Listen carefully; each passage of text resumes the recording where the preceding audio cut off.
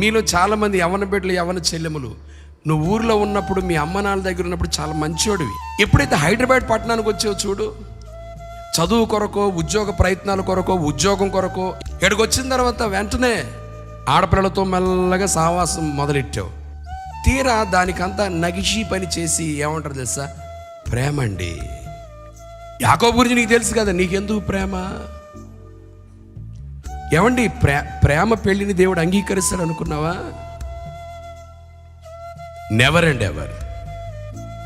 ప్రేమ పెళ్లిలకు పరిశుద్ధ గ్రంథమైనటువంటి బైబిల్లో స్థానము లేదు, పరిశుద్ధుడైన దేవుని ఎదుట చోటు లేదు. ఇకనంతే. మనకు తెలియదు ఇంత మునుపు వరకు. లోకంలో పెరిగాం, సినిమాల చుట్టూ తిరిగాం, అక్కడక్కడ విన్నాం కాబట్టి వెళ్ళిపోయాం. నిజ దేవుని దగ్గర, దేవుని సన్నిధిలో మాట వింటున్నాం. ప్రేమకు దేవుని దగ్గర చోటు లేదు. ఈ ప్రేమ శరీర సంబంధమైన కామాతురతో నింపబడినటువంటి నీచమైనటువంటి ప్రేమని ఒక చిన్న కోటింగ్ ఇవ్వడం అంతే. క్రీస్తు ప్రభుతో సహవాసం ఎటువంటి తెలుసా? ఒక్కరోజు 1000 దినాల కంటే మించిన కృపా సంతోషాన్ని పంచుద్దే. ఇప్పుడు ప్రేమించి పెళ్లి చేసుకుంటావేమో, నీ పిల్లలు పుడతారు, నేను డెఫినెట్గా అడుగుతారు నువ్వు ఎట్లా పెళ్లి చేసుకున్నావని. చెప్పాల్సి వస్తుంది, తప్పకుండా చెప్పాల్సి వచ్చినప్పుడు నిన్ను ఖాతరు చేయడు మొదలెడతాడు. ఇక నీ కుటుంబం అంతా త్రోవ తప్పిపోవడానికి నువ్వు కారకురాలిగా, కారకుడిగా ఉండొద్దు. ఇకనంతే.